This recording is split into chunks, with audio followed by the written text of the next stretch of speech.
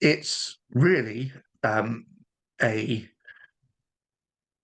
a reminder to ourselves and perhaps to the client that the way we think about time, which is usually a factor in going coaching, sort of what and when, how time is differently coded by different people, Mhm. and how that coding can have an impact on how they're thinking and how they're responding to the situation they're in. If I give you an example, I was coaching a gentleman a few weeks ago, and I asked him, just out of the blue, really, I asked him what he hoped to be different in 5 years' time, and he pretty much collapsed in his chair. He went, "What? What? I don't think about Mhm. anything beyond next week." Mm. And it turned out that he hadn't really done much career planning. His career had been sort of not accidental as such, but it had been unplanned, largely unplanned. It had been moving from one thing to another without any kind of um, long-term goal in mind, and that was the way he managed his time. He thought in short blocks of time, and he was very efficient within those short blocks, but he hadn't got vision of a longer period of time.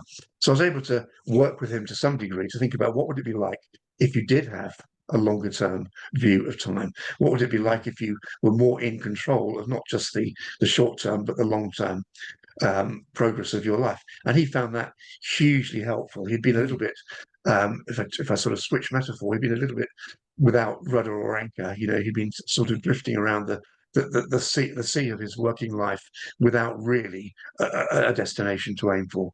Mm.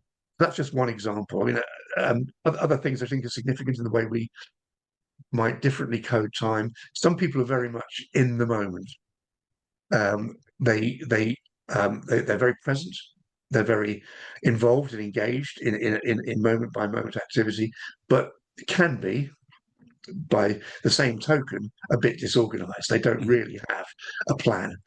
Other people can be very organized and very detailed in their thinking, um, in the short and medium term, but somehow a bit detached from the action.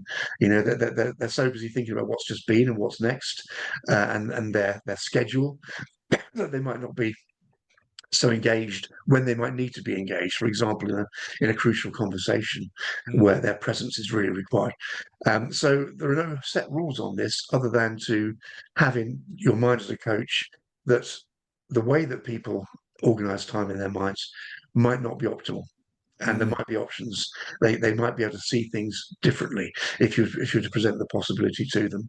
Mm. Um, I had the experience a long time ago when my own thinking around time was challenged, and I realised that my concept of time meant that my future was very, very far away in my Mhm. mind, and it's so far away I didn't even really think about it, and so consequently I had no real um, urgency in my working life. I was just kind of poodling along, really, Mhm. sort of enjoying what I was doing, but I didn't really have an idea in my mind what I was really trying to achieve.